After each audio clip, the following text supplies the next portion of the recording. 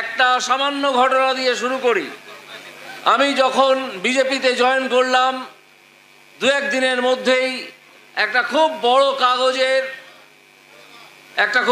কাগজের একজন সাংবাদিক আমার একটা ইন্টারভিউ নিতে এলেন। এসে বললেন যে স্যার, আপনি তো বিজেপিতে জয়েন করলেন, আপনি কি করবেন? বললাম বিজেপির হয়ে প্রচার করব, কাজ করব। বললো আর দল আমাকে যা কাজ দেবে সেটাই করব। তিনি হাসতে হাসতে একটা কথা বললেন, যেটা আমারও মনের কথা, যে এই শুভেন্দু অধিকারী মহাশয় চতুর্দিকে ছুটে বেরিয়ে একাই তৃণমূল কংগ্রেসকে শেষ করে দিয়েছেন। এটা আমাদের স্বীকার করতেই হবে। এই মেদিনীপুরের মাটির মানুষ শুভেন্দু অধিকারী মহাশয়। আরো অনেক কথা বলার আছে, যার মধ্যে হচ্ছে একটা শুভ সূচনায় একটা সানাইয়ের শব্দ আপনারা পাচ্ছিলেন।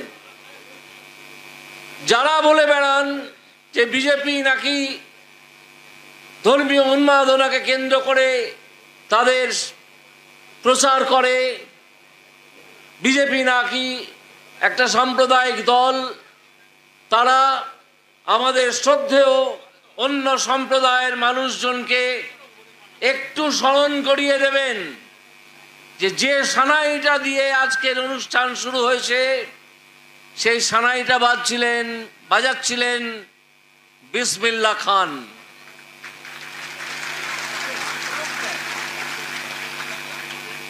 বিজেপি কাউকে অপমান করে না, বিজেপি মানুষকে অপমান করে না।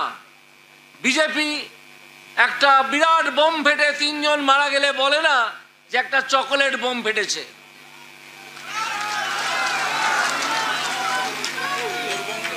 যদি ওটা চকোলেট বোম হয়, তাহলে সেই যে নেত্রী, দুর্নীতিগ্রস্ত তৃণমূলের নেত্রী, তার নামও আমি মুখে আনতে চাই না, আপনারা জানেন,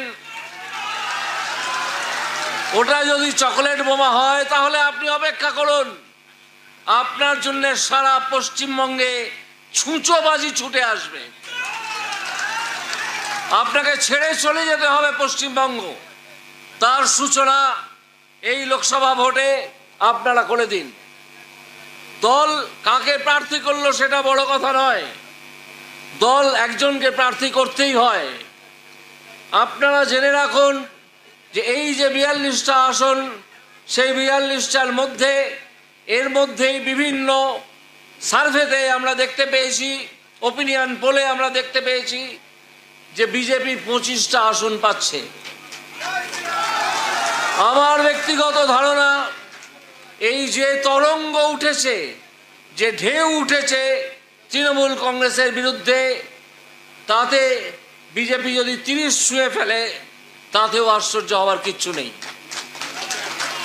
বিজেপির ডাক এবারে মনে রাখবেন, আব কি বার 400 পার।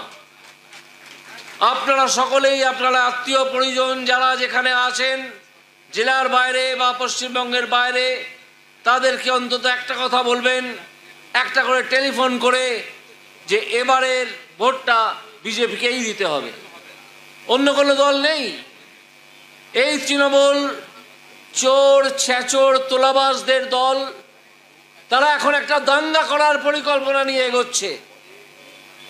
তারা এখন বিভিন্ন রকম চুরিচামারি করে বিপর্যস্ত হয়ে গেছে, দলটা ভেতরে ভেতরে ভেঙে গেছে। এই তৃণমূলের কর্মীদের আপনারা খুব ভদ্রভাবে জানিয়ে দেবেন যে ভাই, তৃণমূলের হয়ে আর তোলাবাজি দুর্নীতি করো না, তোমাদের বাঁচানোর জন্যে আর 2-3 মাস বাদে কেউ থাকবে না, কারণ তোমাদের দলটি ভেঙে গেছে। আমরা বিভিন্ন সূত্রে সে খবর পাচ্ছি। আর আমরা বিজেপি যদি 25 বা তার বেশি আসন পাই, আমার বিশ্বাস তার বেশিই পাবো, তাহলে এই সরকার, তৃণমূল কংগ্রেস দ্বারা পরিচালিত সরকার, তারা নিজেরাই হুড়মুড় করে ভেঙে পড়বে। সুতরাং তৃণমূল কংগ্রেসকে ভয় পাওয়ার কোনো কারণ নেই। তৃণমূল কংগ্রেসকে জানিয়ে দিন যে তোমাদের দিন শেষ।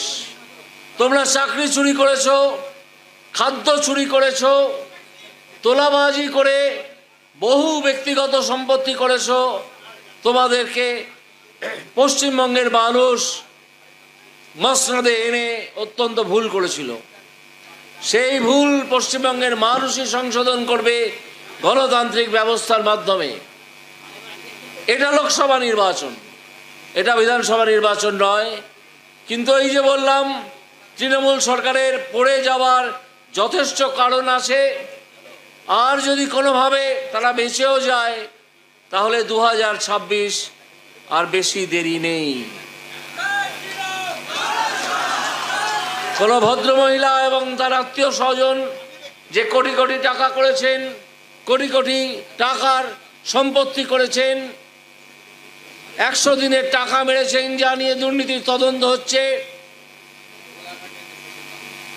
প্রধানমন্ত্রী আবাস যোজনার টাকা মেরেছেন আর বলছেন লক্ষ্মীর ভাণ্ডার দিচ্ছি। সেই সম্পর্কে অল্প কথা বলে আমি আমার ভাষণ শেষ করব। লক্ষ্মীর ভাণ্ডার পশ্চিমবঙ্গের মানুষের ট্যাক্সের টাকা থেকে দেওয়া হয়।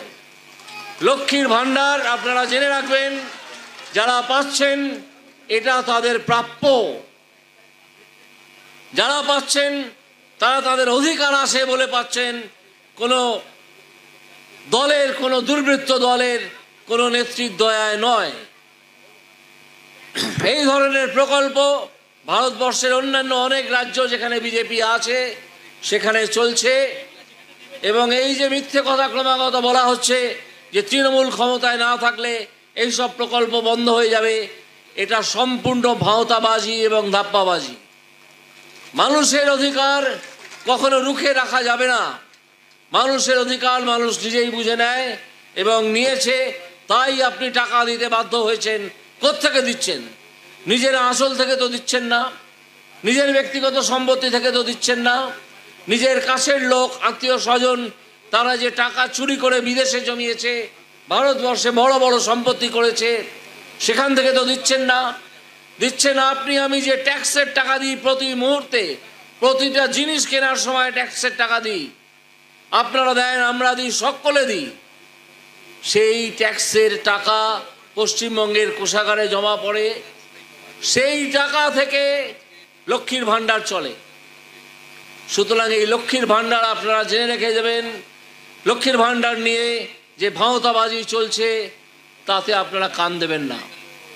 এই লক্ষ্মীর ভাণ্ডার আপনাদের প্রাপ্য, যারা পাচ্ছেন তাদের প্রাপ্য, তাদের অধিকার।